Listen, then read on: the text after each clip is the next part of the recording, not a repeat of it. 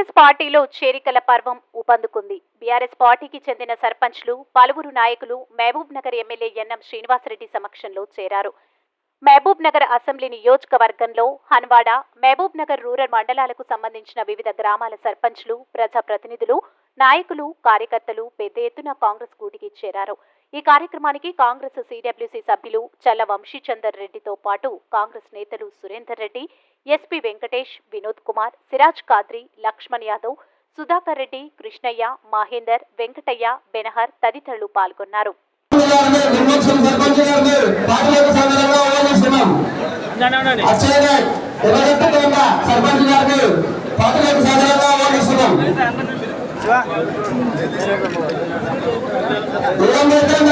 సర్పంచ్ లక్ష్మణ్ గారిని పార్టీలోకి ఆహ్వానిస్తున్నాం. రామ్ నాయక్ గారిని పార్టీలోకి సాధారణంగా ఆహ్వానిస్తున్నాం. రామ్ నాయక్ మన్య నాయక్ గారిని పార్టీలోకి ఆహ్వానిస్తున్నాం. సర్పంచ్ రామ్ నాయక్ గారు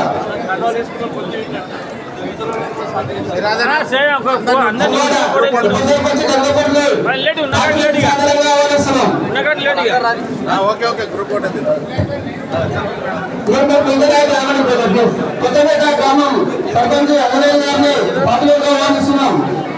దేవిదండ గ్రామం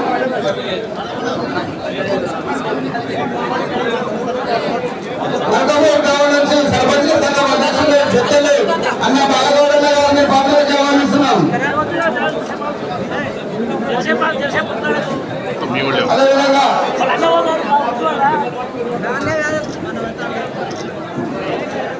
మార్గపురం బీఆర్ఎస్ పార్టీ నుంచి సీనియర్ నాయకులు అచ్చుపరెడ్డి సాగర్ పక్కన సాగరంగా ఆహ్వానిస్తున్నాం.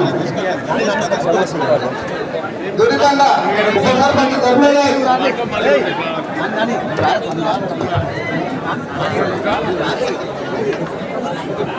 అయోధ్య నగర్ సవాల్ సంజీవ్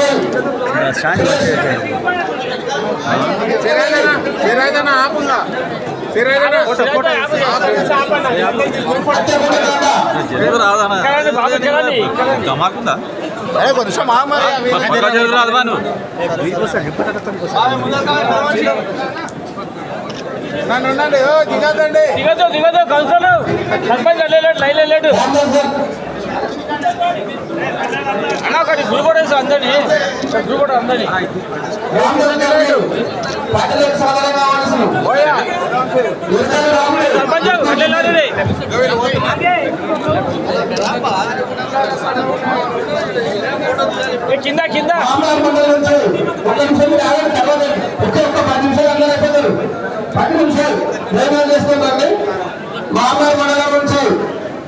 మీరందరూ కూడా కాంగ్రెస్ పార్టీలో జాయిన్ అవుతా ఉన్నారు. నేను ఒక్క మాట మీకు చెప్పదలుచుకున్నా, మీరు కొత్త ఏం కాదు మాకు, కాబట్టి మీకు సముచితమైన స్థానం ఉంటుంది. అవకాశాలు మీ స్థాయిని బట్టి, సామర్థ్యాన్ని బట్టి కాంగ్రెస్ పార్టీ ఖచ్చితంగా చూస్తుంది. మీరు ఇక్కడ వేదిక మీద చూడండి, పాత కొత్తల కలయిక ఇక్కడ కనబడతా ఉంది. కొత్త వాళ్ళు ఉన్నారు, పాత వాళ్ళు ఉన్నారు, అందరం కలిసి ఒక టీం లాగా పనిచేస్తూ ఉన్నాం. ఇక్కడ అన్ని వర్గాలకు కూడా రిప్రజెంటేషన్ ఉంటుంది. అన్ని కులాలకు, మతాలకు కూడా కాంగ్రెస్ పార్టీ సముచితమైన స్థానం ఇస్తుంది. ఇది కూడా మీరు జాగ్రత్తగా ప్రజలకు చెప్పాల్సిన అవసరం ఉంది. ఈరోజు మన మున్సిపల్ చైర్మన్ గారు ఆనంద్ కుమార్ గౌడ్ గారు కాంగ్రెస్ పార్టీ చేసుకుంది. అలాగే finance corporation, minority finance corporation కు ఇక్కడ మనం పెట్టుకున్నాం. వైస్ చైర్మన్ ఒక మైనారిటీ సోదరునికి ఇచ్చుకున్నాం.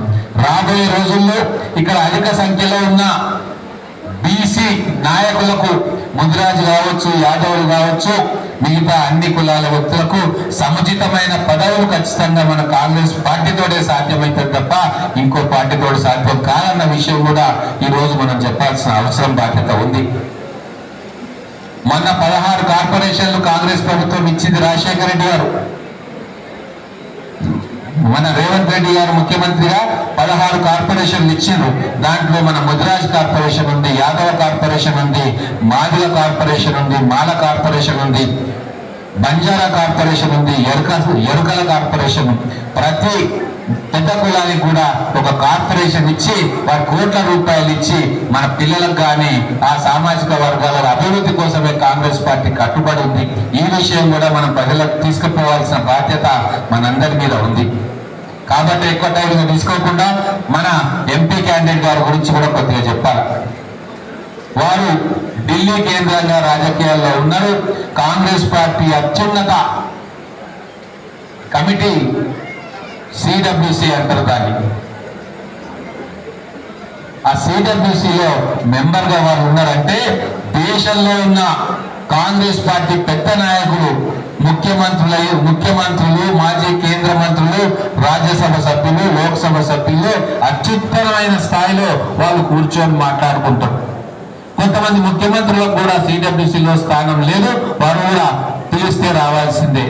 కానీ అటువంటి స్థానంలో మన వంశీచంద్ర రెడ్డి గారు ఉన్నారు, మంచి స్థానంలో మన పాలమూరు బిడ్డ ఉన్నారు. కాబట్టి ఈ రోజు వారిని ఢిల్లీకి ఎంపీగా పంపించాలి. దాదాపుగా 30 సంవత్సరాల నుంచి ఒక ప్రాజెక్టు కోసం కొట్లాడుతుండే మహబూబ్ నగర్ లో కోడంగల్, మక్తల్, నారాయణపేట్ ప్రాంతంలో కరువు ఉంది. అక్కడ ప్రాజెక్టు కావాలి అని చెప్పి కొట్లాడుతుంటే ప్రాజెక్టు రాలే. పాలమూరు రంగారెడ్డిలో ఉన్న కేసీఆర్ గారు ఇయ్యలే.